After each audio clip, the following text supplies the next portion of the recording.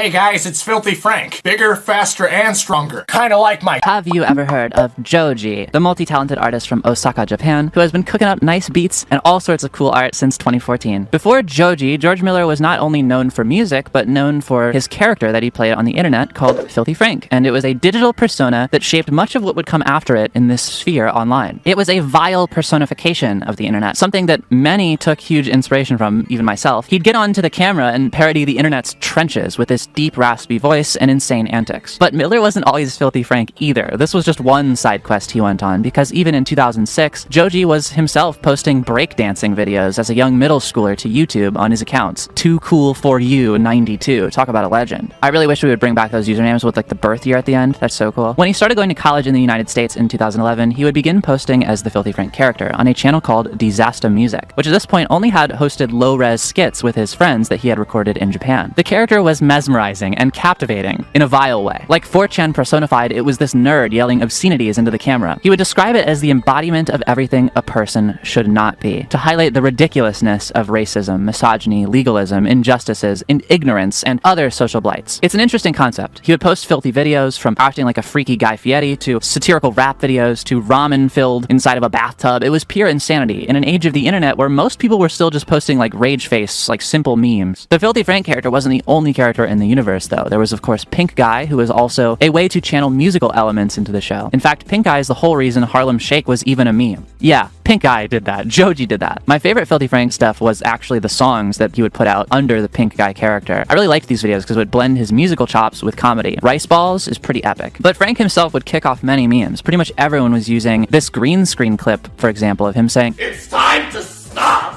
Before long, though, Joji would grow to pursue music instead of Filthy Frank and separate it from the Filthy Frank character, putting out a final video in 2017 alongside a book called Francis of the Filth, a book all about the lore of the many characters in the universe. Miller would often comment about how music was actually always his first love, and the internet character only came later. In an interview with Complex in 2017, he said, "I just love making music and doing nasty shit, so I combined the two. I thought that was the best way to get my music out there, was through a character that's kind of zany and wacky." Well, it worked. He made a few statements in 2017 announcing his departure from the character and went all in on his music, and he exploded in popularity very quickly. In 2018, hundreds of millions of views would hit music videos like Slow Dancing, which is a banger. He's released 3 albums, Ballads 1 in 2018, Nectar in 2020, and Smithereens in 2022. The dude's cracked, and the music's pretty good. Today, you can find him as Sushi Trash on social media, and obviously Joji on any streaming service, but he still has some skin in the meme game. Ever heard of Dracula Flow? Yeah, maybe it's time for you, the viewer, to do some more research. Peace out, Joji heads. Shout out to the GOAT.